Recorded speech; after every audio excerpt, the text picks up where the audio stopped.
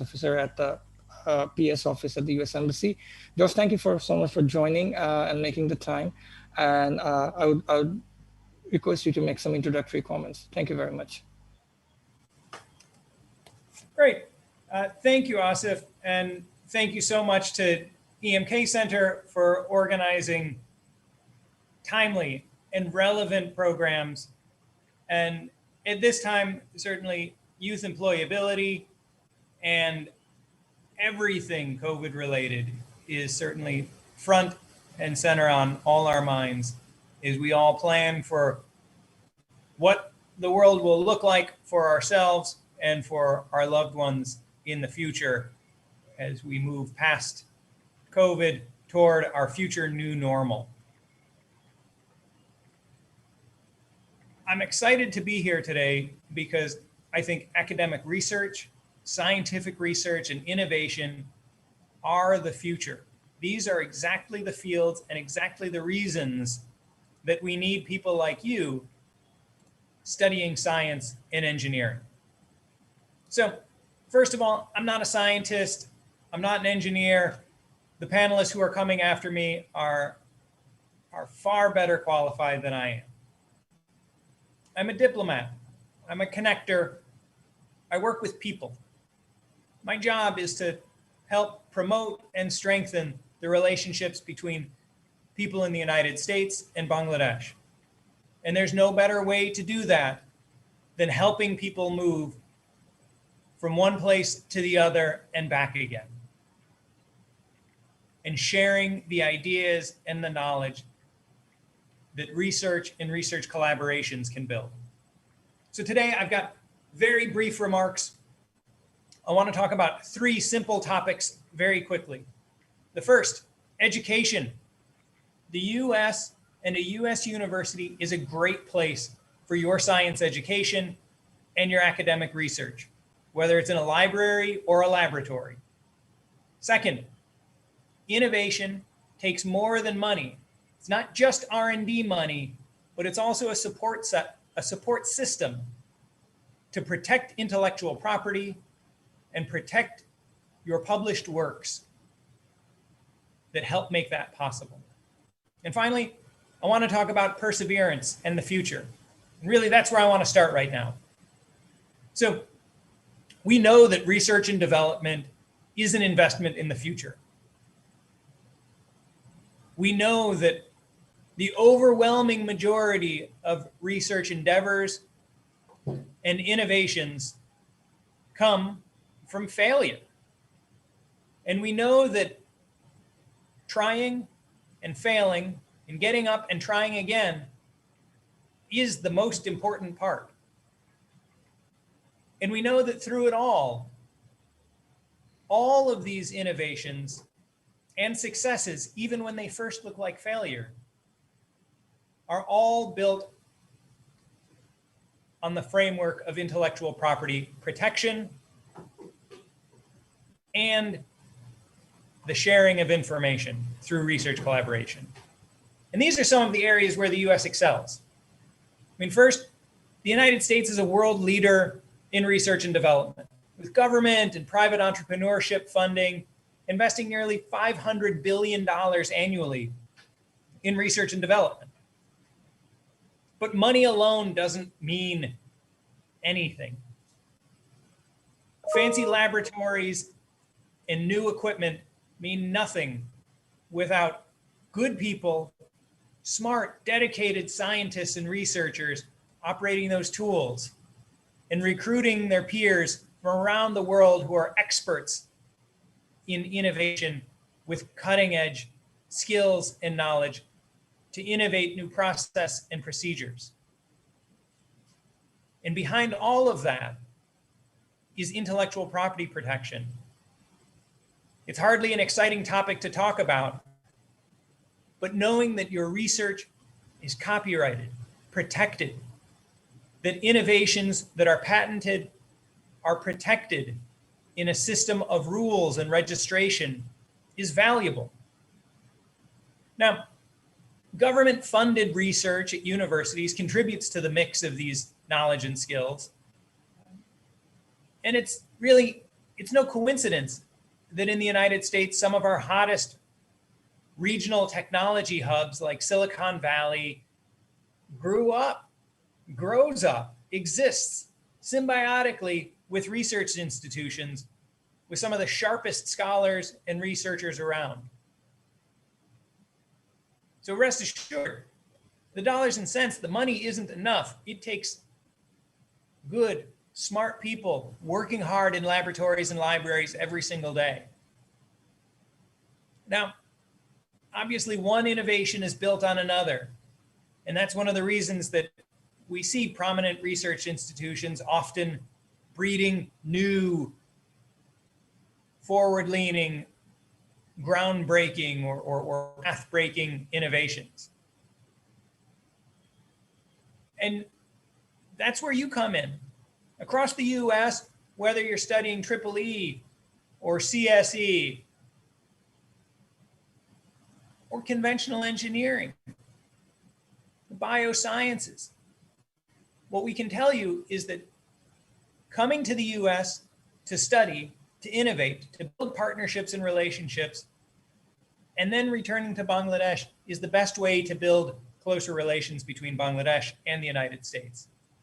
In the US, 16 out of 20 of the world's top universities for consequential scientific research are based in the US. Last year, 8,200 Bangladeshi students chose to come to the United States, joining more than 1 million other foreign students. Of those Bangladeshi students, 2/3, that's 5,000, were in graduate school, in graduate programs, working in laboratories, collaborating with scientists, many of whom had scholarships and financial aid to make it possible. And in the US, our higher education system offers near limitless opportunity to fit any budget in almost any area of interest. Obviously, the COVID-19 pandemic has interrupted regular, typical academic operations, but rest assured, the US is open for business. Our universities are actively seeking and accepting new student applications.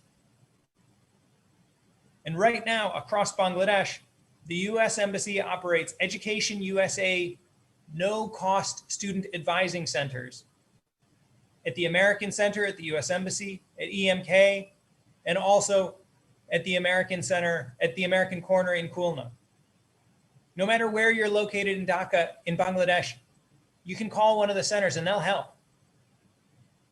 You should also keep your eyes out for what's going to be an education fair coming in the not too distant future. So the thing of it is, folks and friends, we need more men, we need more women in laboratories and in research positions. We know that men and women have the same aptitude to succeed in the sciences, in laboratories, and in libraries. We need to see more equal distribution of the genders in these fields. And what I can tell you is that when we bring more people together and we have smarter, craftier, more innovative people, regardless of gender, sex, nation of origin, as a world, we'll innovate more, we'll invent new things, we'll solve more problems, we'll develop new vaccines and modes of transit and safer engineering forms. So folks, all scientific discovery requires perseverance and innovation. We all fail every day, but successful researchers get up and they do it again tomorrow and the next day and the next day until they discover something great. It takes more than just money. It takes hard work. It takes intellectual property protection and a strong patent system to protect ideas and innovation and invention. And US universities are a great place for your science education. So today, the hope of Bangladesh, the United States, and the world again is with the builders, the engineers, the scientists, the innovators. That's you. We need you now more than ever. Thank you. Bye-bye. Thank you, Josh. Really appreciate it, and we'll be very interested to have you for the session. Uh, Great. And without further delay, actually, I would request Dr. Taher to start his presentation, and then we'll move to Dr. Atik. Thank you very much. Thank you, Asif. Should we do this in Bangla or in English? I can do either way. Hello, Asif? G sir, আপনি বাংলা করতে পারেন sir, কোনো সমস্যা নেই। Okay. Which is more preferable? I think Bangla would be preferable. G. Bangla would prefer, but Josh would not understand. But Yeah. but my slides are in English anyway. Yes, so that's fine. Yeah. Okay. So can I share the screen? Yes, you can. You can. Okay. Let me try.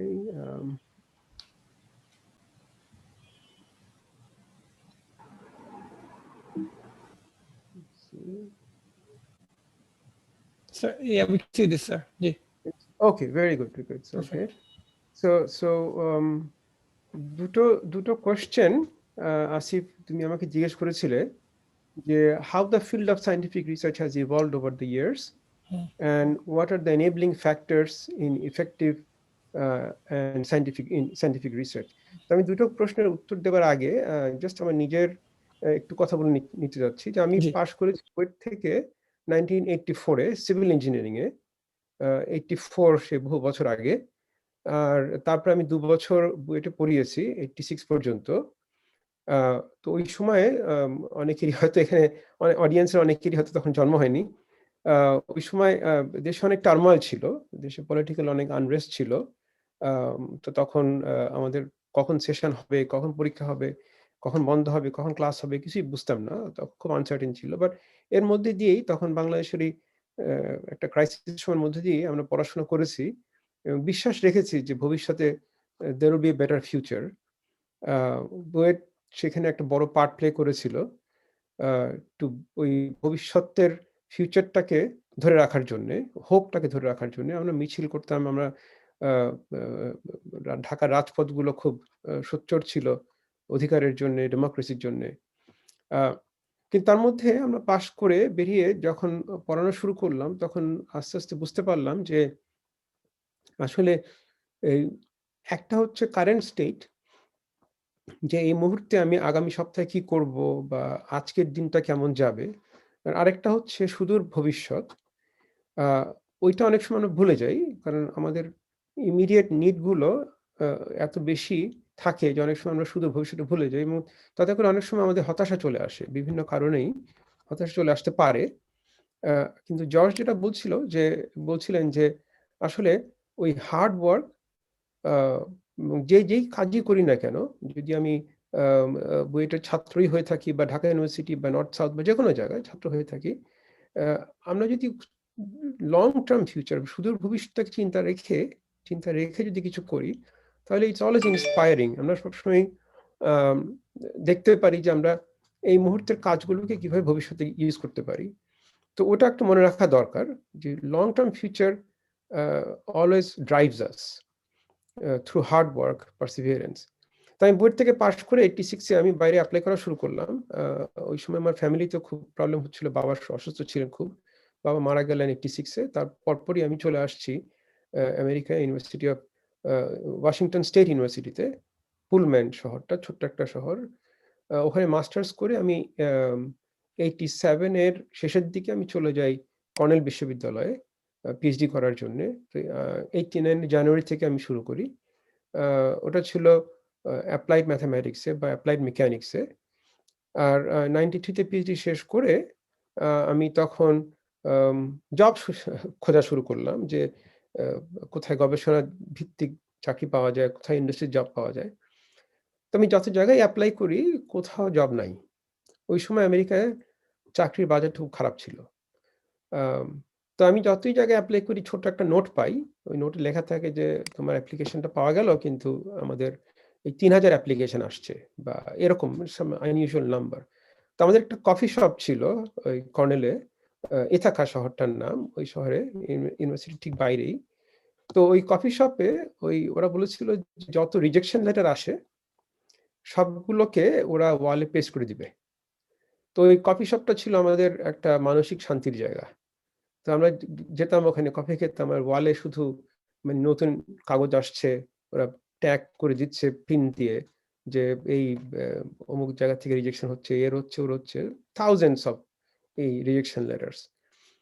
তো ওই সময় of course আমাদের mental depression ছিল অনেক। আমরা যেহেতু বিদেশি ছিলাম, জানতাম না যে কি হবে চাকরি না হলে। তো এই সময় তখন দেখলাম যে না, চাকরি তো আমার ইচ্ছা ছিল গবেষণার দিকে যাওয়া বা অধ্যাপনার দিকে যাওয়া, তো সেটা কোনো হোপই নাই। তো তখন ভাবলাম যে ঠিক আছে পোস্টডক করি। তো পোস্টডকের জন্য অ্যাপ্লাই করা শুরু করলাম। সেখানেও অবস্থা খুব একটা ভালো ছিল না।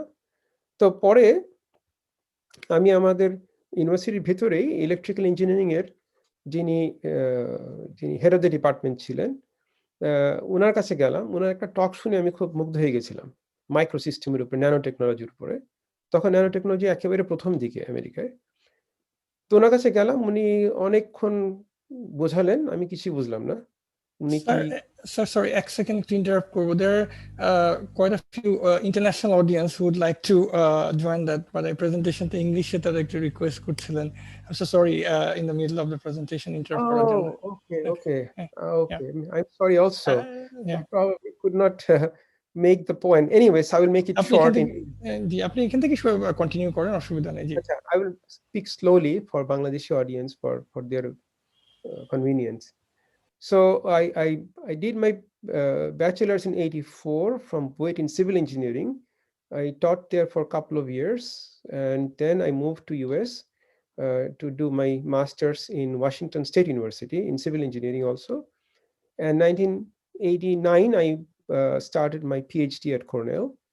That's in Ithaca, New York, and that was in applied mechanics and mathematics.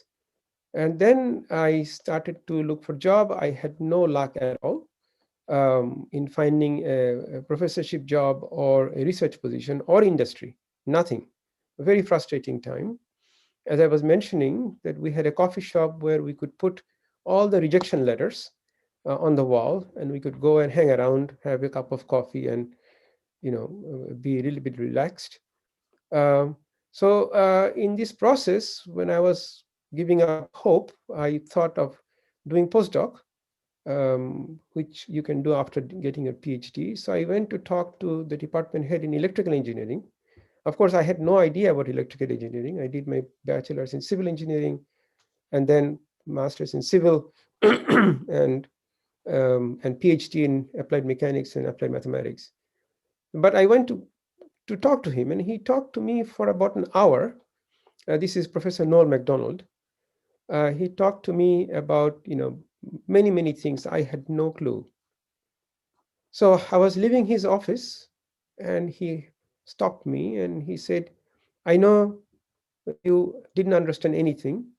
You didn't ask me any question, but I tell you one thing: opportunity knocks only once, and this is your opportunity." That was the only thing I understood. So I went home. I began to think about it. And then next day I went back to him. I said, "Okay, professor, I will take your offer. I will become your postdoc." I should mention that by the time I talked to him, I had another offer of a postdoc, which was paying me $36,000 a year. And Professor Noel MacDonald told me that he can pay only $20,000 a year. So I went back to him the next day. I said, "Professor, I will take your offer." And then he said, "Well, I told you I can pay only 20,000, but really what I wanted to see is how committed you are when you had another offer for $36,000. So I said, "I will take your offer." So I did postdoc for 4 years in electrical engineering. And then finally, I started my career as a professor in mechanical engineering, which I also never studied, in University of Illinois at Urbana-Champaign. So that was 1997. So the point here is, even though, as Asif said, that I'm a professor now at the University of Illinois, um, but the journey has not been very smooth. There had been bumps, a lot of bumps along the way. But I survived because I always thought that there is a better future for me. Um, so that's sort of my story. I always enjoyed doing research in terms of thinking new ideas. It was always exciting to me. In my worst days, during no jobs, during total insecurity, I might be kicked out of the country, all kinds of thoughts. I always found that there is always escape, which is thinking about new things, taking a piece of paper and pencil and working on them and creating new thoughts, new ideas, and then talking to someone, maybe a professor or maybe a colleague, and just be a little bit more excited about things. And that seemed to have a tremendous influence in both being uh, as an academic, as a human being, and being upbeat, being excited about living itself. There'll be frustration all the time. There'll be bumps all the time. In the US, we write proposal after proposal. Most of them get rejected. In fact, 80% of them get rejected.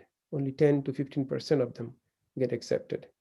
After working for 2 months on a single proposal, when it gets rejected, that day is a very bad day. But we learn to live with it and go after the next one. And through this hard work, as Josh was mentioning, very hard work, things work out, and not giving up hope. Otherwise, academics would not work. Now, Asif, you mentioned to bring some hard numbers, some facts, and I have some. This may give a little bit more perspective of how the US research institutions work. So even though you asked me two questions, how did the field of scientific research has evolved over the years, and what is the enabling factors, what drives them for scientific research? So I did some studies on it. I did some, the question I wanted to address, which is very relevant to the question that you asked me, is in less than 70 years, how American universities have become the global centers of learning, innovation, and research. This will resonate partly with what Josh Kemp was talking about. So I'll briefly go through this, and I will take questions if anybody has. But the idea of bringing this in today's talk is to put into perspective what is needed for any country in the world to get to research, innovation, and science. And Bangladesh still is a developing country, and it is gradually investing more and more into university research and innovation. But I think this will help all of us to put things into perspective and to see what made the US universities and being learning centers and research and innovation. So the basic mission of the research universities in the US is one is to teach existing knowledge, and another one is to produce new knowledge through discoveries that change our lives and the world. These are the two main missions: teach and do new discoveries. So if you look at what discoveries came in the last few years, these are obvious. They have completely changed our lives. Lasers, MRI, that those who have gone through hospitals, they know this is a major instrument for diagnosis. Anybody using an iPhone and a smartphone, television, anything that relates with electronics nowadays use transistor. LEDs that we are familiar with, buckyballs, nanotechnology. By the way, the lasers, magnetic MRI, transistors, LEDs, all four of these came from the university, three of them I say, partly also laser, but MRI, transistor, and LED, these three came from the University of Illinois. More than 350 Nobel Prizes from the US so far. So if you look at what is the roots of American research and higher education, if you look back into the history, that teaches us something. So if you think about 1600s to 1780s, mostly British rule in the US, During those times, during the British rule, the three institutions came: Harvard, 1636, College of William and Mary, 1693, and the Yale, 1701. So these three institutions were basically doing the British undergraduate education. But then if you look at what were the histories of the other universities in the world, for example, Al-Azhar in Cairo was 970, still today. It's a fully functional university. University of Bologna, which is in Italy, 1088. University of Oxford, again around 1100. University of Salamanca in Spain, 1134. So these institutions were way before, hundreds of years before the US institutions. Now, if you move forward, the American Independence War was during 1765 to 1873. That was a very difficult time of the country. And then came the 19th century, the Civil War came, 1861 to 1865. Hundreds of thousands of people were killed. People's lives were very, very difficult. But precisely at that time came the massive scale of universities in the US. MIT 1861, UC Berkeley 1869, Stanford 1891, Caltech 1891, UIUC, my institution 1867, Cornell, where I graduated from 1865. So a large number of land grant public universities and private universities came precisely when the country was going through a very difficult time, the Civil War. This is a striking example in the world history. It's the worst time of the country came the best institutions that have ruled in research and education. And that was the beginning of the research universities in the US history. That's the first time when the British education and German research got combined. Universities have moved from education, which was for the British time, British education of Harvard, Yale, and Williams and Mary, to institutions that moved their focus from not only to teaching, but also from teaching to research.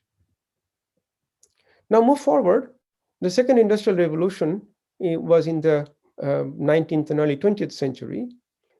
In NIH, the National Institute of Health, was established in 1887.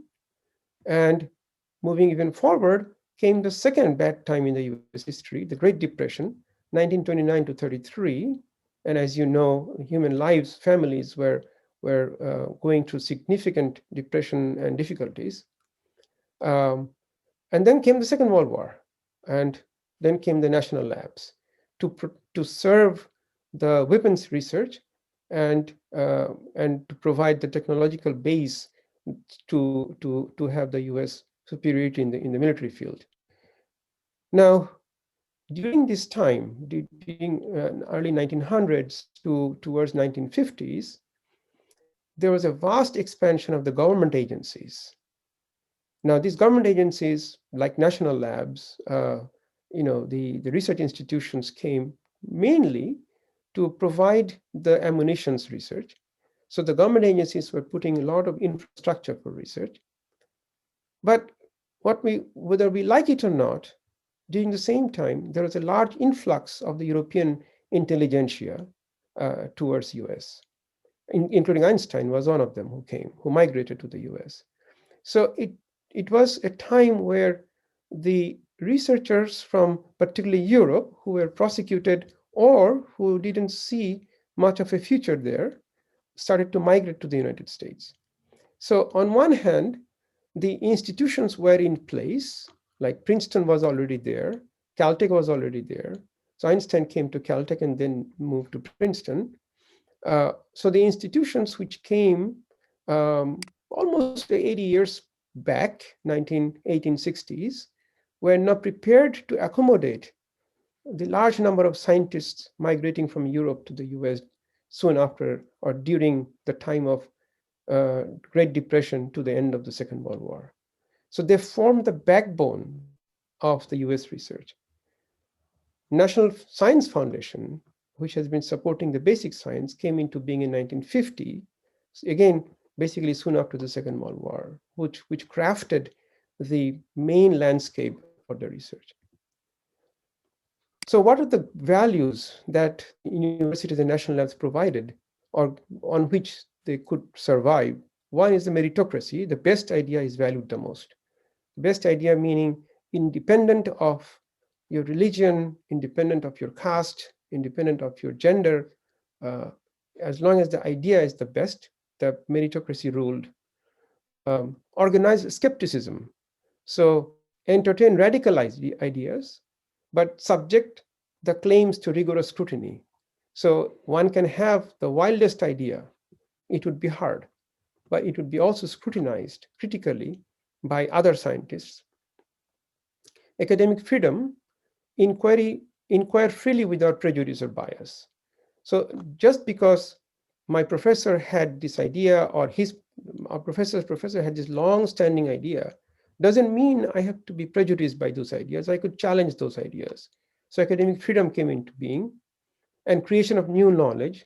So advance the frontiers in any field. So everybody has been given the same plain field to come up with new ideas, but whoever comes up with the new ideas, irrespective of where they came from, would be judged critically, rigorously, but they would be given the opportunity to think freely.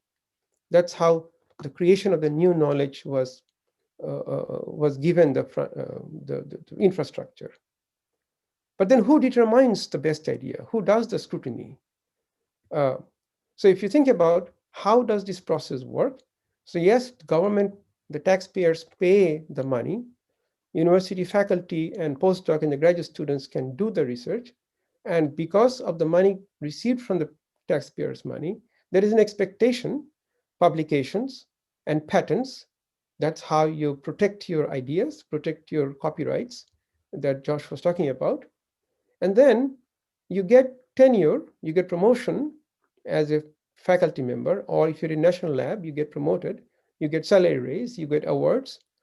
At the same time, you have the mobility. If you don't like University of Illinois, you can move to another place. So this mobility is there. So there is a reward for doing the innovation and research, but there is a penalty if it doesn't work appropriately. You don't get promotion, you don't get tenure. And there's a free market. You can move around if you don't like one place. So government provides the dollar for research, but does not do the research. So then the question would be that, okay, I'm getting the money from the government. I have asked to do something, which is publication and patents. I will be rewarded if I do good work. If I'll be penalized by losing my job, but I have the free market so that I can move from one place to the other. But who does the evaluation is the peer review. So the government's taxpayer dollar, who gets the money would be done by peer review, like other scientists. And what publications can come into play, where does it get published, is also done by peer review, global peer review. And whether somebody can get promotion or tenure or awarded would also be evaluated by the peers of the world. So it's not the government agency who does the evaluation. It's not the university who does the tenure evaluation. Well, it facilitates, but it has to rely on. So when I get promoted, the university would ask for at least five to 10 letters from all over the world, from top scientists to evaluate my work. And if they say the work is not good, I don't get promoted. I don't get tenure. So it's a peer review process that makes it independent of the employer. If the employer doesn't like me, it doesn't matter. If the other scientists like my work, they cannot fire anybody. So the peer review process has to be built in. So government doesn't do the research, it facilitates. The institution provides the infrastructure, but the infrastructure is also built by the researchers themselves by writing proposals, getting the money to build the infrastructure. But their work is peer reviewed by the rest of the scientific community. So that's the framework on which the research institutions work. In terms of financing, this is a number that Asif, you wanted to have some quantifications. So the y-axis in the dollars in terms of billions. This is a data up to 2018, I believe. and you see the amount of money is very large, defense and non-defense. So the total amount is on the order of few $100 billion. Now, in terms of R&D, total R&D, research and development, what is the percentage of GDP? It's about 1%. It has been going down over the last few years, which is a bit of a depressing. But total GDP is also increasing. So by 2018, it was about 0.8%, 0.75% or so of the total GDP. So what, this is my last slide. So what happens is the talents from all over the world come to the institution, today's universities. Taxpayers of the US pay a good part of the institution's research support, and the institutions prepare the future generation of scientists through extremely hard work, weekends and weekdays. I often go to my lab at 2 o'clock in the morning, and my lab is still, my students are still there. And I ask them, why don't you go home? And they said, I cannot, because something I just observed, and I cannot go home without finding what's in it. So it creates a highly trained workforce, and that workforce goes back to the government, to academia, to national labs, to industry, and they all feed back to the institutions. So the industry comes up with new problems to deal with. The institutions work hand in hand. The national labs and the universities work together.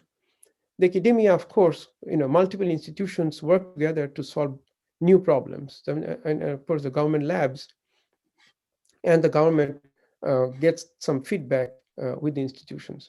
So it provides an infrastructure where the researchers are entrusted with doing the research, but the employers, the universities, the government agencies who are providing the support are somewhat disconnected in determining their future, in determining their promotion. What determines the funding, the promotions, the award, or firing, or not promoting, comes from evaluations by the other scientists, not only from the US, but around the world. So it provides sort of an independent evaluative process, not by the boss. This independence of evaluation, I think, promotes this democratization of scientific research. If someone does not come up with good ideas, cannot survive for too long. So that's sort of the hope I would like to have for Bangladesh, is that the students, undergraduate students or graduate students working in the labs, which is maybe quite limited these days, or faculty member, the professors, or in the national labs like Science Laboratory Lab, they are offered the freedom to think. And they should think that, there is a better, I could change the world. Oftentimes, small labs, small groups come up with ideas that did change the world, like the transistor has changed the world.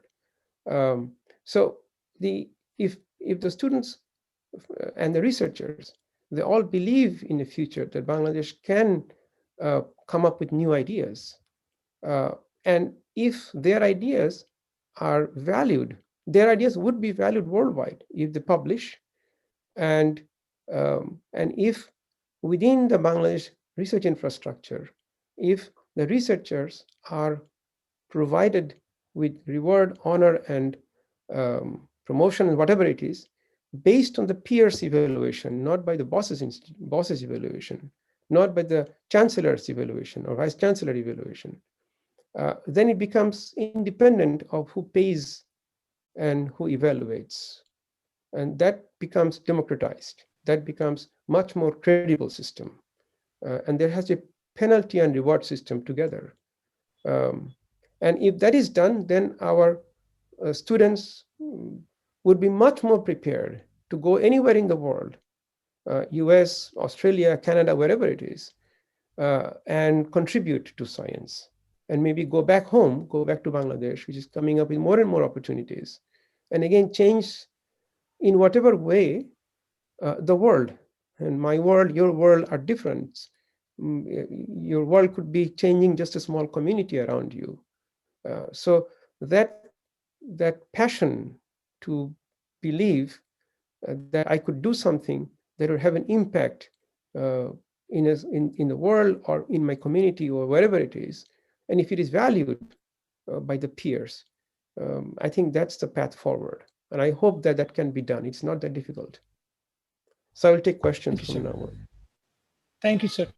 We will actually go to the next one, and then we'll get back to the question, sir. Sure. So I'll let Dr. Atik present. We're noting down the question, and we'll actually answer the question after his presentation, get into the Q&A session. Stop sharing from my side. Yeah, thank you. Thank you, Dr. Taher. Dr. Atik, if you could just start your presentation, and then we'll actually start the question and answer session. Thank you so much. Okay, thank you, Asif. Thank you, Professor Saif, for summarizing the nuts and bolts of the U.S. Embassy, U.S. University, and how the research work here. As you can see, I am joining in with you guys, everybody, from the lab because I was doing an experiment. This is my 10-year gift to myself that I came back to the lab 100% and doing experiments. So, and then when Asif asked me to join this incredible session, I couldn't say no, but experiment got his own mind. So they don't care about anybody else. So I have to come and do the experiment and join from you. But this is a great opportunity for you because I told Asif that if I have time, I will show you around the lab and the audience can see how a lab look in U.S. Embassy, U.S. University. So I'm going to share my screen. I'm going to take a little bit different approach than Professor Saif took. What I'm going to do, I'm going to more focus on my personal story and try to tell the story about my journey to landing in this the science world and how I got to become a scientist. Everybody can see my screen? We can. Yes. Yes. Yes. Okay. So I'm saying this. I mean, I was trying to search a title for my talk, and then this is I came up with last night. The reason behind I'm saying the purple path is that my undergrad and my current institute also both of them have a purple as a main color. So that's my purple path. Okay, and in search of my intellectual freedom, and I'm going to go through this, just sharing my experience of how I became a scientist, rather than focusing, because Professor Taher did a fantastic job summarizing how U.S. University works. So I'm going to rather focus on my story and see I can connect any of you to kind of inspire you to pursue science. Okay. And then this is a really, really interesting contrast between how Professor Saif got into science and how I am about to tell you got in myself into science. And this contrast actually very, very good to the audience, young audience, to show that you can take many different paths, but you can end up in the same destinations.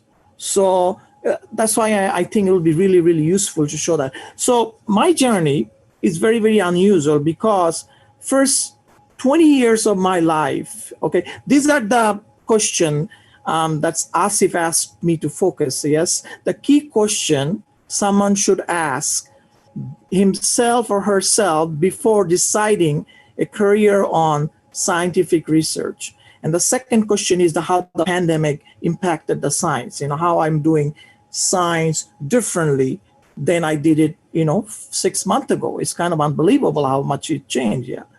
So first 20 years of my life when I was in Bangladesh, I was born in Dhaka. First 20 years of my life, I was focused on becoming a professional cricket player. I had no interest in educations. I born in a very scholarly family. Education was, those kind of approach or education was in my gene, but I was trying to do something different. And I was trying to become a cricket player. And education was my last priority. But in 20 years trying, I failed. I completely failed. And I was standing there in the middle of, I was in City College, Dhaka City College, and realizing that I have nothing to show for in 20 years. I don't have grades to go to any school, and I don't have cricket that I lost completely because due to many factors that I'm not gonna discuss here, but I completely failed in 20 years. So I decided to take a chance and move to US. I came to this beautiful small town in Minnesota, very cold but very beautiful. And moving from Bangladesh with this extreme cold weather, it was extremely difficult. And I was very family-oriented person, and I was missing my family. It was a miserable time, okay? But I decided to come and take a chance on this U.S. Dream or U.S. So I came here, and I came with no idea of what I'm gonna study. I wasn't interested in education, so I had to refocus my line and try to understand how this education works. Yes, education stuff works. So I came here undecided. Everybody was doing computer science. So I decided, okay, let's try computer science. Yes, that sounds very, very intellectual. And so my first class was C++ introductions, and I went to class. In first 20 minutes, I thought that I am definitely going to die. I'm not going to survive because I felt like I am trapped or locked in a prison in 20 minutes. And I said, like, no, this is impossible. I cannot survive, and I have to do it all my life with this. So I was completely lost, and I went to my second class. And second class, this is a building, Winona State University in Minnesota, Winona, very small school, 8,000 people. But because it's a very small school, it was very, very close knit. Like teachers were really careful what they're doing. So I was very lucky. And this professor, Dr. Ng, was my physics, chemistry teacher, introductory chemistry. And the first thing, he came to the class and gave us a very interesting request, asked us that not to move the desk and sit in the same place for rest of the semester. So I said, like, okay, that's a very interesting request. I never asked by any teacher to sit in the same spot. They maybe ask work harder or do good. But he said that, and the second class I went, and this professor, there was about 200 students in the class, and he remembered everybody by name and start calling by their first name. Atique, do you know this? John, do you know this? Tracy, how about this?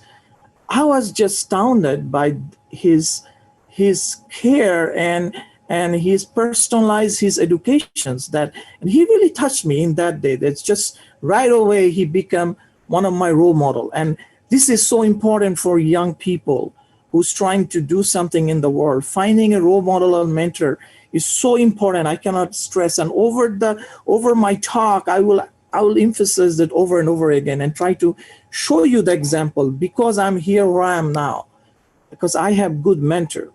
Without them, I would not be nowhere. So this person, Dr. Ng, after the end of the semester, kind of asked me, it's like, Atique, you are really doing well in chemistry. Why don't you consider chemistry as your major? So I did. I follow his guidance because I was really, really attracted by his story, and then there's this passion, his caring for his student. So I went to major in chemistry.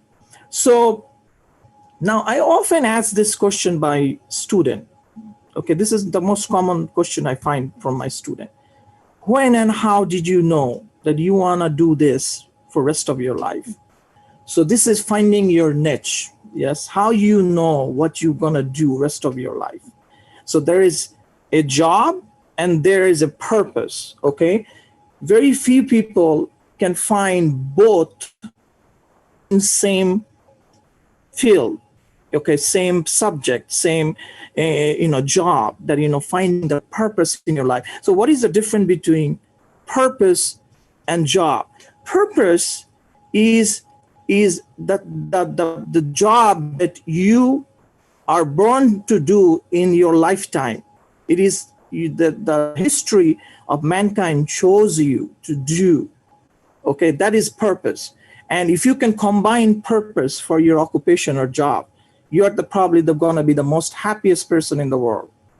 Okay, so how I know? So let me tell you the short story about how did I know when I know that I will do research rest of my life. So everybody here was doing, all the top student was doing undergraduate research. Very difficult to get in. And I was looking at them, but I didn't have courage or confidence to ask my professor that can I join it. But one of the student was just graduating, and I somehow got close to him, and he said, like, I'm doing this lipid peroxidation research, and would you mind help me finishing the research when I'm gone? I said, like, yeah, sure. So I went and I asked the professor, so I got trained and everything. So the first day of experiment, I had a test, and I had to study till 11 o'clock at night. And then I went back to do my research project at 11 o'clock at night, yes. So what happened is that I start doing the research, measuring the lipid peroxidation rate.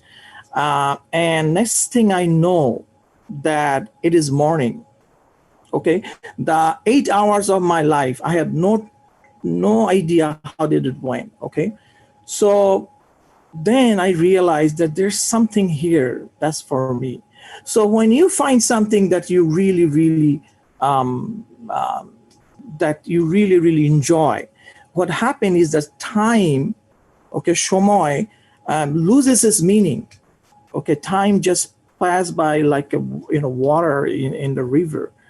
And when that happened, there's a biology behind it, neuroscience behind it. The happy hormone in your brain, okay, kind of makes you feel like that time don't exist. Okay, so now this is how I felt. And if you feel that doing anything in your life, there's something to it for you. Okay, and this is one of the questions you need to ask, that what makes you feel so good that time doesn't matter, it doesn't feel like work. Okay, you just enjoy it, and if you can make that as your hobby, as your occupations, as your purpose of your life, you're gonna be the happiest person. So now I had no idea of doing graduate school. Forget about graduate school. I was doing research. Because I was so happy. I was doing research in a very, very high level. And even all those very top students cannot keep up with me because I found my purpose. I was spending tremendous amount of hour, and my failure in early life made me very tough. That because in research, I'm going to give you a bad news that 95% of the time you're going to fail, and 5% of the time you're going to make something happen, something remarkable that will change life. So you'll search for that 5% rest of your life, and failing 95%. So because I failed early in life, made me very greedy and tough, and I was, because of that, and I was so happy with doing research. I was doing very good, and very, very quickly I was becoming very good researcher. So those couple of things that you need to ask: are you tough, or how failure affects you? Yes, can you get up, after you fail and then run again, or do the job again? If you have that greediness in you, then research is for you. It's a very, very important thing. If failure affect negatively, you can handle, and you'll find a way to handle it and you'll learn how to handle it, but it is a training you need from somebody or somewhere. Okay, and you can become a researcher. But if you have a very, very tough character and you don't worry about failure, that means research is for you. Okay, it's very, very important. The first question I'm kind of referring what you need to ask yourself. Okay, so now, I went to, I wanted to stay research. I went to this one of the most finest, probably top hospital in the world. It was like 2 hours from my place, Mayo Clinic. Yeah, maybe somebody may have heard that. So I got a job over there. And because I was so happy with doing research, I was doing very, very high caliber research. And this is the mentor that I was, Dr. Richard Weil. He is a very famous virologist from the United Kingdom, London, and he moved to UK, and I joined his lab, and I was doing very good. Okay, and as a research tech, I was working as a research technician, and I was doing really, really well in his lab because I was very happy and I was enjoying the process. But I never had any idea of going to grad school. I'm enjoying my life. I'm doing research and I'm enjoying my life. I just graduated. I'm getting a paycheck finally. Yes, that's a huge thing for me that time. So now, but the thing that happened that made me go to grad school is that I was working with doing research in cancer, and my father got diagnosed with cancer, and when that happened, and then he passed away, and then I kind of buried him back home and came back, and right away went to grad school because I got this loss, personal loss, really motivated me, and combined with my passion for research, made me go to grad school. So that is my story. This is kind of looking at what Professor Saif was telling, that the journey is an incredibly long journey. But I think the intellectual freedom and the joy of doing something that nobody done before everything is worthwhile doing that. So this is I think I'm kind of breaking down. A bachelor 93 to 97, research technologies. I worked there for almost 5 years, and then I did my PhD in 3.5 years because I gained so much experience here. I was able to finish my PhD. Then I did my postdoc for 2 years, and then become a research assistant professor in University of Chicago. Then I promoted to assistant professor, and then I moved to university, Northwestern University, where I am here for last 5 years. Just got tenured. So that's my journey, and I think I'm gonna try to answer. So this is my lab. I have a very young lab. I work with a lot of undergrad students, and one of the question I think somebody was asking in the audience that do undergrad researcher do have publications? Yes, they do, and some of the undergrad researcher is remarkable. This is a Jack Sherman. I hope you can see in my cursor. This guy just left for MD PhD program, work in my lab after I'm finishing his undergrad, published 5 paper as undergrad. Seamus on the right, he's now in Harvard Medical School, did work in my lab 1.5 years and published 3 papers.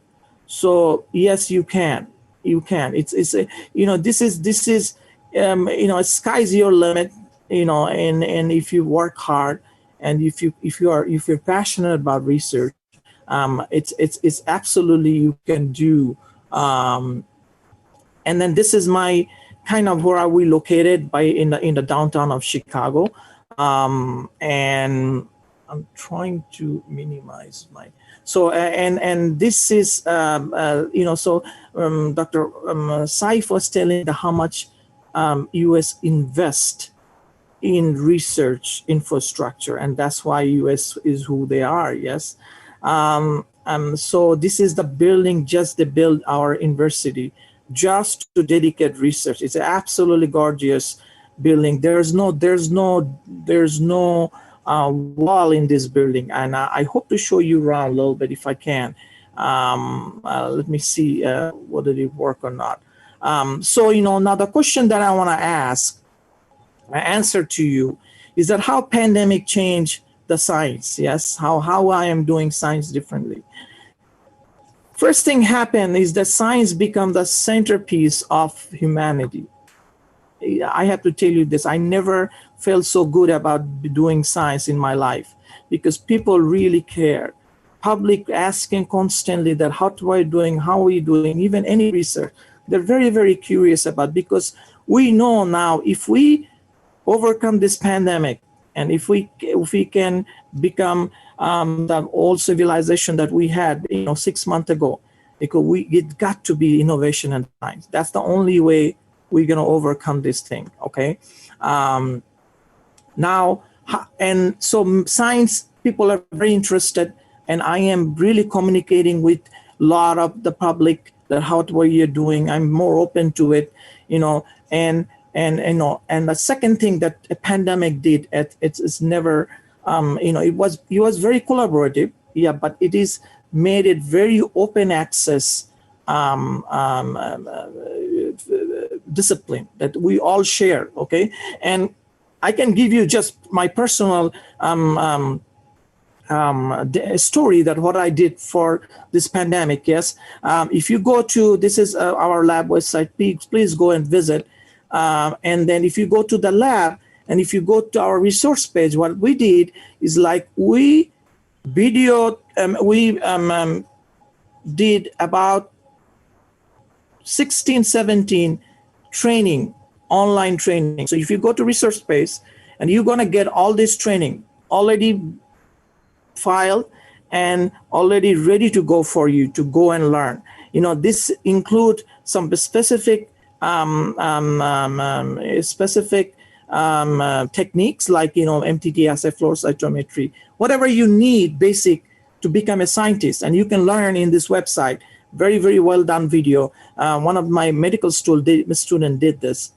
Even they will teach you how to think about scientific hypothesis, and most importantly, the grant writing workshop. So you can go there and learn.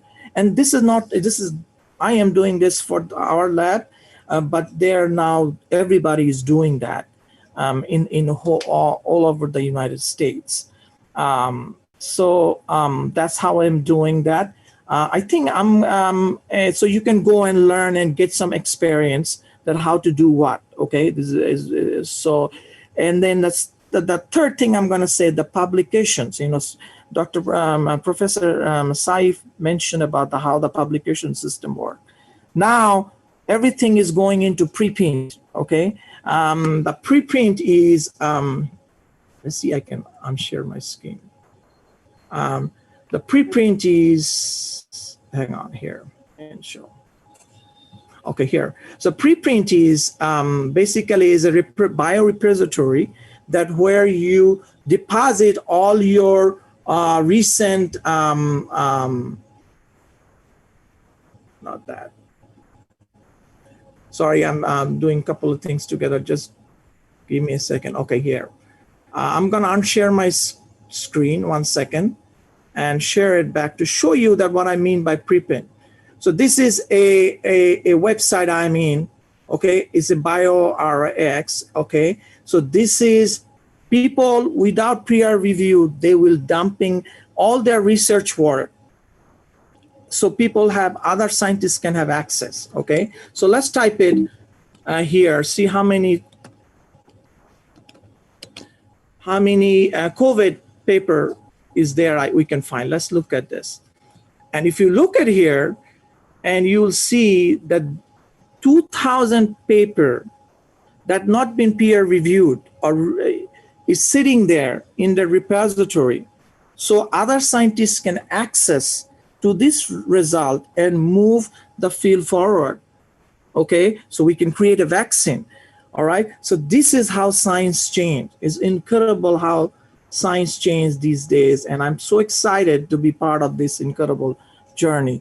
So I'm going to stop here and hand over to Asif so we can start talking about or answering some of your questions that you have. Right.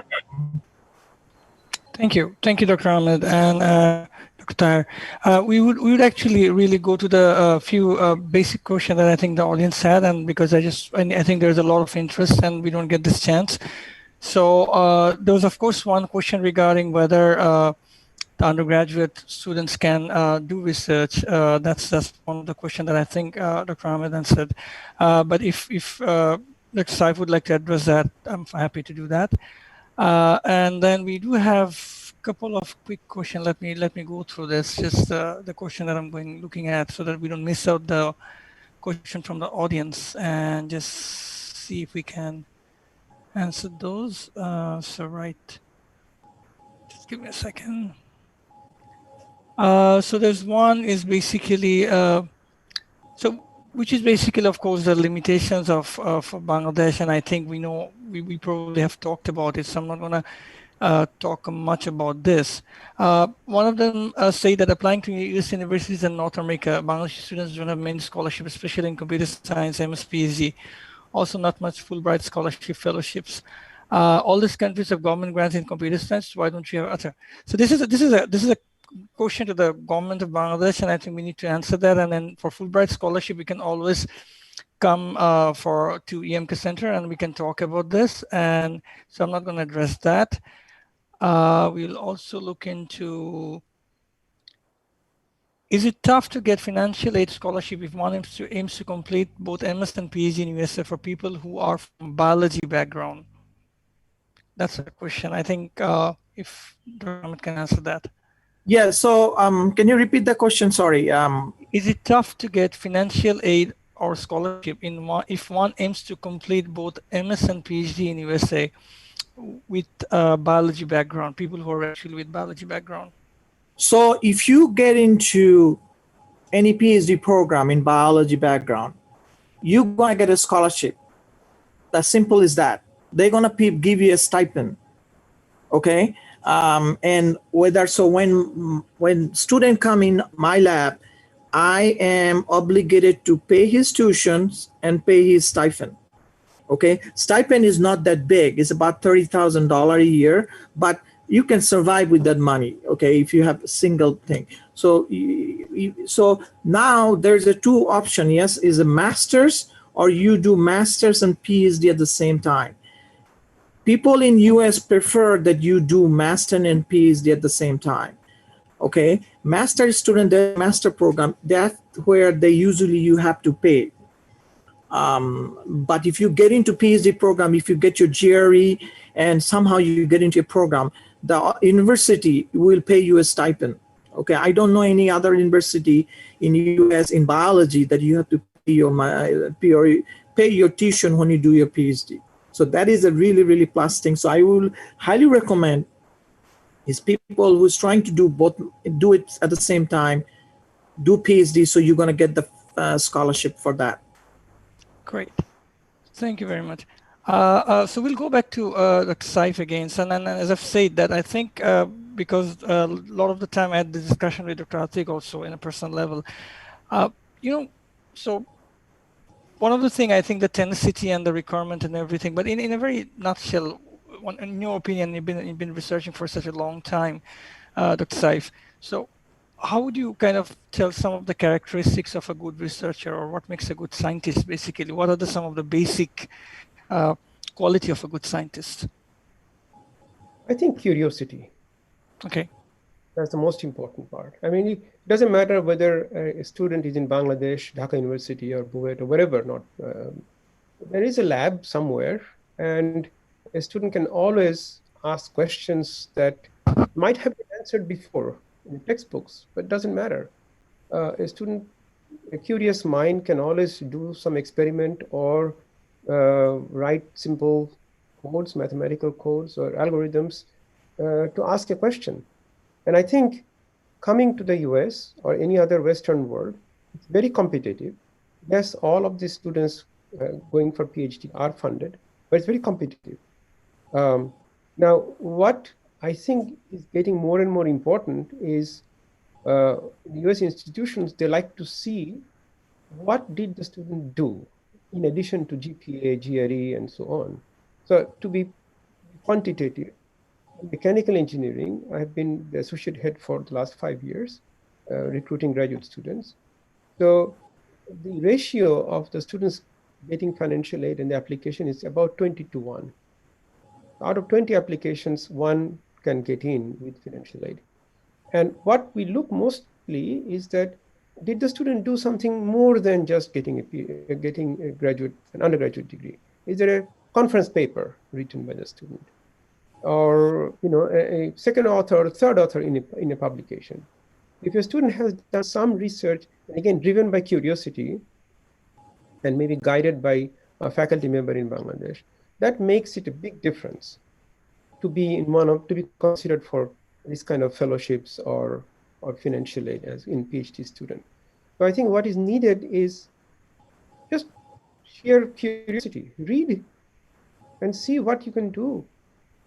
Think about a problem that you face in everyday life, and maybe do some work, maybe at home in the kitchen, something that you can put together. I think you can write about what you have done in a short paragraph, and that makes a big difference, and that shows up very easily. So curiosity, I would say, is the most important thing. And oftentimes from, of course, being in a developing world, we always feel like we want to see what would I get out of it. So if I do this, can I get into a PhD program? It's always this insecurity. I think young minds should leave some space without fear, without being, under the stress of where should I get in. Just be free and enjoy life, and do things with complete curiosity. Don't have to be associated with what I'm going to do with it. Do things just for the sake of science, however small that is. Great answer. Dr. Atik, if you would like to add anything to that. So I think, Professor, Saif is, I want to echo on what he's saying, the curiosity. So let me be clear that you need to ask first why you want to do your PhD.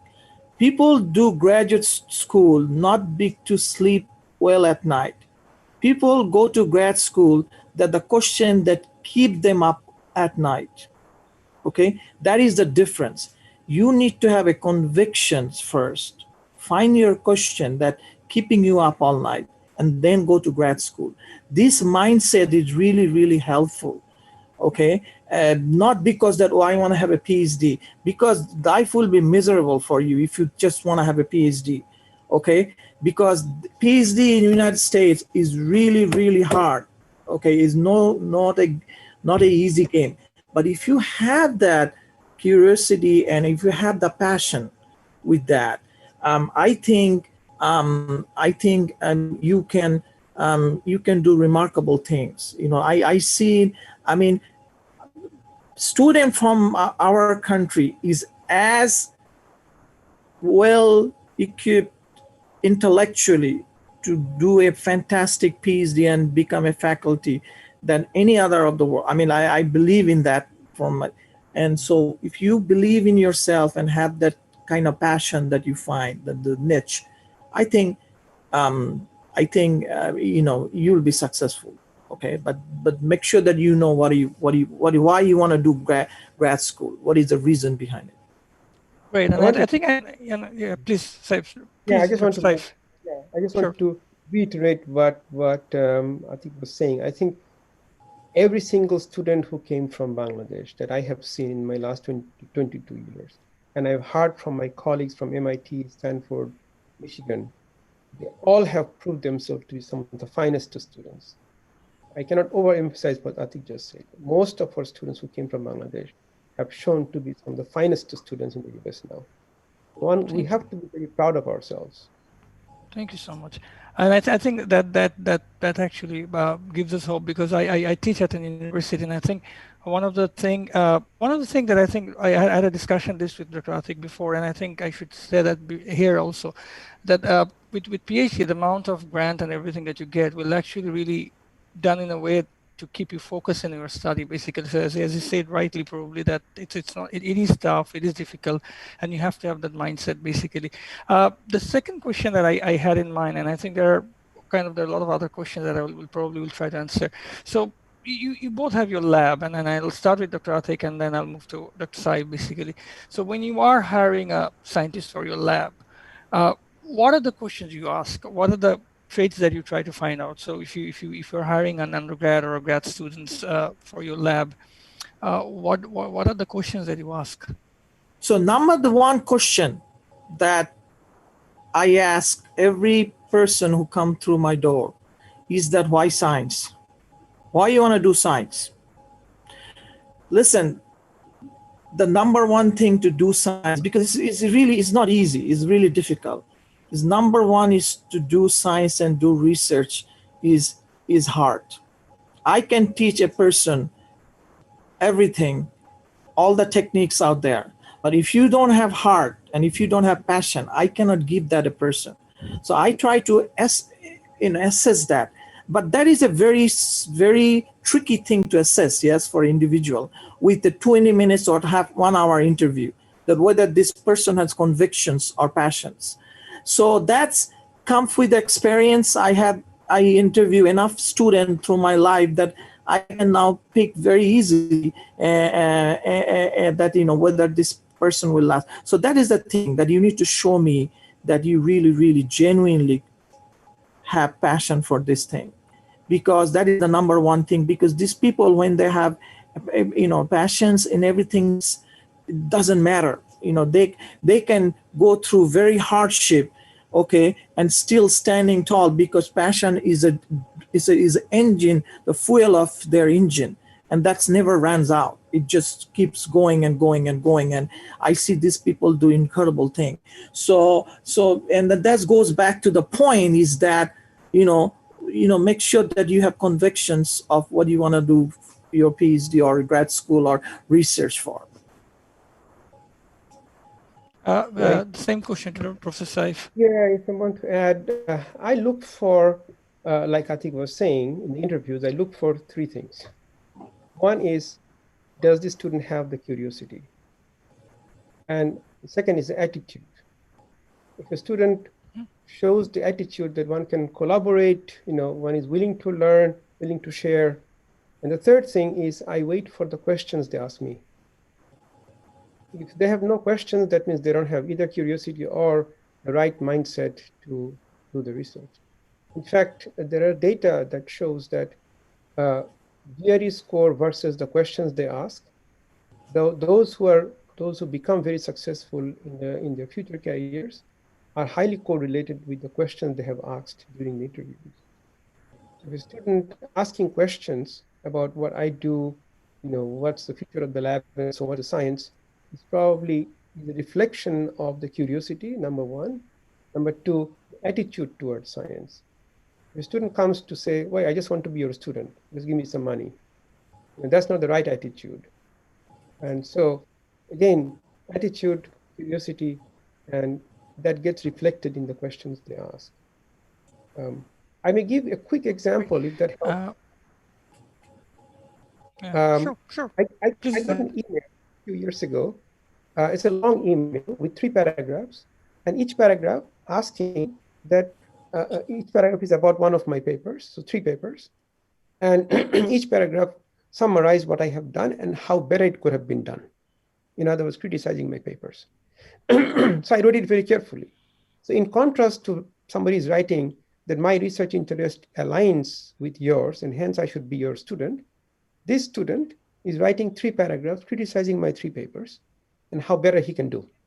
So obviously that promotes me to read the email. And when I finished the email, I realized that this is not an undergraduate student. He is a 10th grader in Virginia. He's only 10th, in the 10th grade, class 10. And he wants to come for the summer in my lab. And I immediately replied to him. First of all, I was surprised that 10th grader can write 3 paragraphs. I said, no, you don't have any guardian to come to Champaign. I cannot have you in my lab.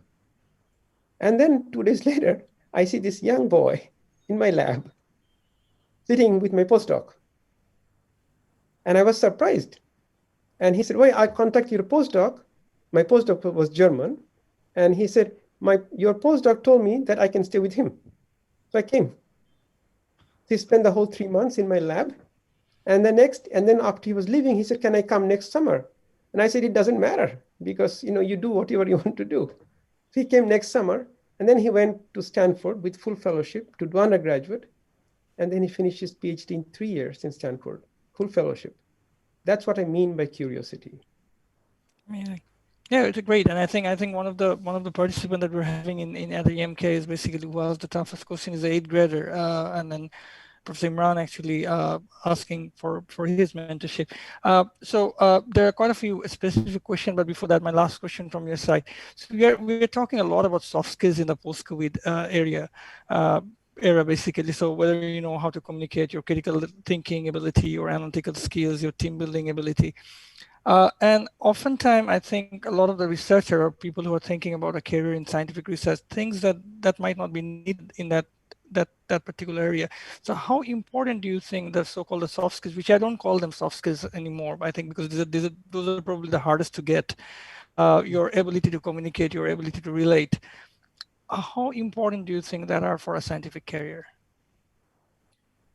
I'm going to start. I think it's very, very important. It's 50% of the game. When we write a publication, a paper, how we write it, how clearly we communicate the idea is as important as the idea itself. When you give a presentation, how well you could engage the audience and convey the idea to the audience is as important as the content of the presentation itself. So I think it's very critical. And it's not a soft skill at all, as you said. I think it's probably harder to achieve. One can learn mathematics, but it's very difficult to learn how to communicate. Yeah, I mean, this is not as, yeah, absolutely is more than 50% of the game. And soft skill, the reason is so difficult because things are changing, curriculum is changing, yes. The reason is so difficult because it's not taught in the class. This subject is completely ignored. For example, I give you a fantastic example, how to recruit a person to run a lab. Tell me where even in the US teaches you the business side of the science, how you recruit, how you manage people. Okay, so now we are expanding our capacity to do that in our university, and we're implementing these HR related classes. Those are soft skills, how you really understand people. Yes, and that goes back to human empathy. So we are living in a society where empathy is kind of ignored, and we are becoming a society that we really don't care for each other. And this post-COVID era, I hope we can change that and really care for each other as a human being rather than anything else. And those soft skills is coming from is having empathy and caring for the person who's standing next to you. A person who a graduate student or student come in your lab, and if you think that he's just going to work for you, and you don't understand where he's going through, his mother is sick, his father is sick, and then it's vice versa. When you're working in a lab, you need to care for other people. That's where the soft skill coming from. And I really, as Professor Saif said, that attitude. Yes, that's attitude towards your. If you don't have a collaborative attitude in the science, and you don't have a good member, and those soft skills come from everything. Every soft skill come from human empathy, understanding people around you, and acknowledging their problem, and empathize to a problem. Maybe you cannot help them, but you need to be empathetic to other people, and those soft skills will come automatically if you can do that. So it's very, very important. Great. For me, absolutely important to have a good team that fighting this deadly disease where people are dying out there, and they need to understand that this is not just the cell or a nanomaterial that they're dealing, because this can save life. and change the world. Great. And I think I'd like to add to that probably is basically what is an issue that we are facing now, particularly in Bangladesh due to different contexts. I think particularly for in any profession, but particularly for scientific research, I think your integrity and your honesty, because in Bangladesh we often hear about the whole issue of plagiarism problem, and when you write scientific papers and everything. Particularly for US, that's something that and I think Dr. Taher and Dr. Atik can also emphasize on that. In the US education system, I think that's a really, really important part, that your whole integrity of your research and the whole honesty of your research is quite important. There are a few specific questions, and I don't know whether we were already 7 minutes or kind of cross the limit, but then again I will try to ask one or two, but we will share the email address if both the professors agree with you, so that you have very specific questions, right? Like whether for biological science, like, so what master should they pursue in biological science, like whether it should be for a communicable disease or non-communicable disease. These are very specific questions. And then there is another question that someone wants to actually do his master's from Europe and move to PhD for US, and whether it's a good idea and whether he should actually pursue both at US. So these are really, really specific questions that I think you can ask to the honorable professors directly through mail. We will share their email with their permission. Yes, please do that. Asif, can I ask? Can I interrupt you? And then yeah, sure. Zeva is asking a very important question. I think Professor Taher also can answer. I think this is a very important question. That what kind of research I can do in Bangladesh right now? Yes, right. That the how to research and publish internationally from Bangladesh. And I think that's a very, very important question, very relevant question, and I think we can provide some idea of. So, can I answer that question, or you have time, or are we running out of time? You can definitely can. You definitely can. Okay, so 80 people here, so please, yeah, go ahead. Yeah, so Zeba is asking this question, and I think it's a very important question. So for biological science, so you need to, when you do research, you need to understand what is the problem or what is the resources you have in Bangladesh. And one of the resources that we have is now is acknowledged is our populations, incredible population accessibility. Yes, some of the public health related questions is very, very easily studied in those countries, that simple field work looking at how the COVID is spreading, what is the frequency of COVID is spreading in the different area of the populations. Those are the very valuable question that you can ask, the public health related questions, and that can be very, very answered. The thing that you need to do, formulate a good question that you want to pursue. Okay, I think that is what you can do right now back home, and I think you can do it in a very high level. Get a guidance from the professor from one of the university public health, because they're very, very good professor in BRAC and other university. Go there. This is my question. How I'm going to answer it. Go get the work, publish. It is possible. Okay, but it will require a lot of tenacity and hard work. I'm going to stop here. Sorry, I just jumped into you and cut you off. Perfect. I think Dr. Saif, if you could also answer that, if you want to. Yeah, I think clarified it very well. So I think it's possible to publish as long as you read other publications and see the level of rigor you need, and I think it's very much possible from Bangladesh. Okay, great. And and then there was one basically from veterinary science, whether it's possible to go into more on oncology or biological research. That was a question. But I think there was a lot of requests on Dr. Ahmed for people to get just a glimpse of your lab. Is that a possibility somehow? Oh yes, it is a possibility. Okay, let's try that. Okay. Yeah, so because a lot of people are actually waiting to see that lab, basically. Yeah. Okay, so I have another Atique U Ahmed who can you allow me to share that screen? Yeah, please? Sure. Go ahead. আমাদের একটু থেকে আশা whoever is moderating it, so that on it 2 minutes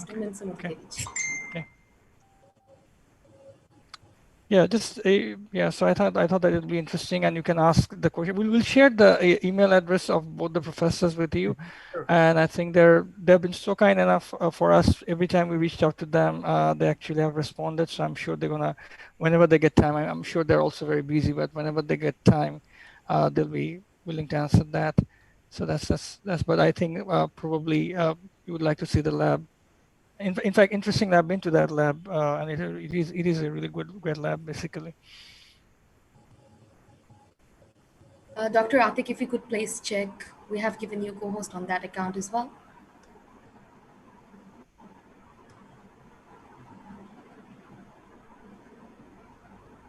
Okay, let me tell him.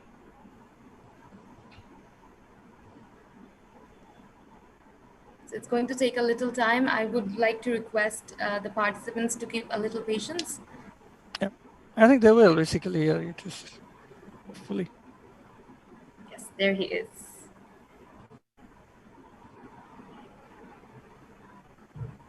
Okay, you could get in. Great. Yeah. Okay. Okay. Perfect. K- Yeah. Great. Can you see? Yeah. Yeah. We Okay. can. All right. So I'm gonna. So this is the. This is a lab. I don't want to show myself. Let's look at this way. So basically, what you're seeing is that this is a open access lab. So this is a bunch of laboratory that share this lab. So this is my sections. Yes, it goes up to here. Okay, and then there is a surgeon who sits here. He has his lab. So I'm a PhD, and this is a surgeon. He do surgery, come and do research. And then we are recruiting new people. So this is one space. So this is an open access lab that we have multiple lab. So we can basically collaborate and communicate and enhance the science aspect. And another thing that's very interesting is there's no designated space. Everybody can come here and just do their work. Okay, and the space here Dr. is Ahmed, I have basically. a suggestion. If you could please turn on the back camera of your computer, of your. Yeah, that's what I'm trying to do is not happening. I tried. Okay, Oh, that's okay. yeah, I got it. Oh, beautiful. Technology is always challenging for me. I apologize. Okay, now better. Okay, can you see now? Yes, clear. Okay, perfect. So now what you see here is that this is the fellow and student sits here. Okay, so this is an open access laboratory. So this is fellow and student sits here, and you can see that you can see the whole lab. All right, so the idea behind it is that fostering collaborations, simple as that. Okay, and this is goes all the way here, and then we have the eating place and kind of relaxing place in here, the corridor. And also there, people relax here because they use tremendous amount of time, spend tremendous amount of time in this facility. So, and then you can see that this is basically downtown of Chicago. You can see that it's the middle of downtown Chicago. And can you see the Lake yeah, go Michigan ahead. from there? Can you see the Lake Michigan from your Yes, office? you can. You can. Okay. You want to see Lake Michigan? Yeah. Yes. Hang on.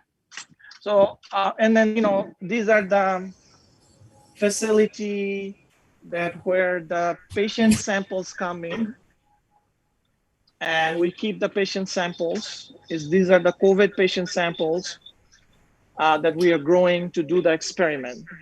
Okay, so this is how it works. Now, if you want to go see Lake Michigan, let's see. I can show you Lake Michigan. It is actually all the faculty.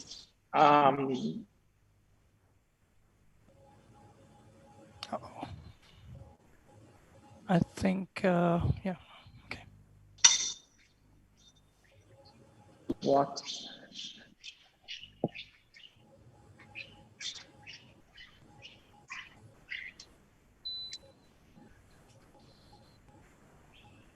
So these are all the faculty that sits here. Okay. Um,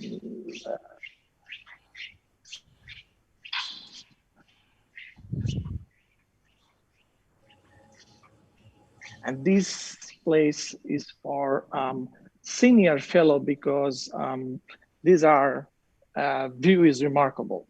So you can see that all the senior postdoc kind of sits here in the prime area and basically see this beautiful view and get inspired. Okay. I think that's about it. Yeah, great. Thank you so much. Really appreciate it. I'm gonna stop sharing, okay? Okay. So great, and thank you, Wale. Dr. Atik goes back to his room. Thank you, Professor Taher, and thank you, Dr. Atik, for joining this. I think it will really inspire the students here, particularly both the young and the also students. I know there are a lot of students from K-12 level who have joined. And my sincere request to you would be is exactly to pursue the career in science, even me being a business grad. One of the things that I'm really excited about that the government has make science education mandatory till grade 10, and I hope they make it mandatory till grade 12, because I think till grade 12, all of you should read science and then move on and decide on your career, because your science and math background is now extremely important for any career that you want to have, be it in liberal arts or be it in business education. Even I'm a marketing faculty, and I know that a lot of the creative people used to come into marketing.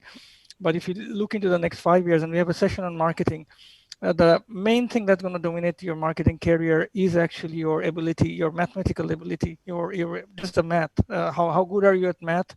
So people used to who are actually afraid of math, or actually used to run to the marketing career. That's not going to happen anymore. So the data analytics, the Python, the R, they will actually be very important. And we have a session on marketing career sometime soon. So as I've said, that I'm very happy that government has done it till mandatory till 10, the science education, and I really hope we get it mandatory till grade 12 basically, and we have a great session. So, and please reach out to. We will share the email address with their permission, and please reach out to your specific question, and you can actually they have been a phenomenal support for EMK, and I hope when things get normal and they get to travel back to Bangladesh, we can see them here in the EMK Center basically. Professor Atik and Dr. Taher, any last word, like 30 seconds from each one of you, and then I'll actually hand it over to Aisha. Aisha, back to you. Thank you, Asif bhai. So any last words, Dr. Saif? Yeah, I would just say be curious, enjoy life, thinking, taking a piece of paper and write whatever you feel like, draw a little sketch. You'll see science around you, you'll see thinking around you, and be motivated by nature around you. I think in the time of worst times of depressions, this is escape. The best time of life, this is also escape. So, and it takes you to a better place and better career, better future. So enjoy life with science thinking. That's my last word. Thank you. Dr. Atik? Yeah, so I would say that, science, the humanity need you. If you want to do science, this is a perfect time to do science. If we can get out of this mess, the only way we'll do is doing innovations and doing proper science. So we need you to stay in science, and we need you to do good science to save the humanity. So just keep that in mind, be inspired, and then just go for it. Thank you, sir. Thank you. What a session it was. Asif bhai, do you want to add anything else? No. It's up to you now. Thank you. What an amazing session it was. We got to hear such inspiring stories and see such amazing views. So before leaving, I'd like to share with you some upcoming events that we have in the coming week. Tomorrow we have a session with A2Y where we will be discussing jobs and skills in emerging sectors. On September 15th, we have a session that will be very useful for present employees and those who are working in leadership roles. It will be done by Adam Becker, a transformation coach from USA, and the Chief HRO Officer of Grameenphone, Mr. Said Tanvir Hussain. Moving on, we have another session on September 18th, which Asif Bhaiya was talking about, a session on marketing. The career aspects have changed and we need to be informed. So ladies and gentlemen, whoever are interested in this session, I would suggest you take a screenshot and match it with our website later on. On September 22nd, we have another session that will focus on creative career. We will have only one session in this employment campaign that will focus on creative career, and we will have a speaker from USA and a speaker from Bangladeshi perspective as well. So that brings us to the end of our session. Thanks to everyone, to the audience who stayed with us till the end, to the speakers who joined with us and gave us such beautiful insights. At EMK, we never say goodbye to anyone, neither to our speakers nor to our audiences. We say, see you at another EMK event. Good night.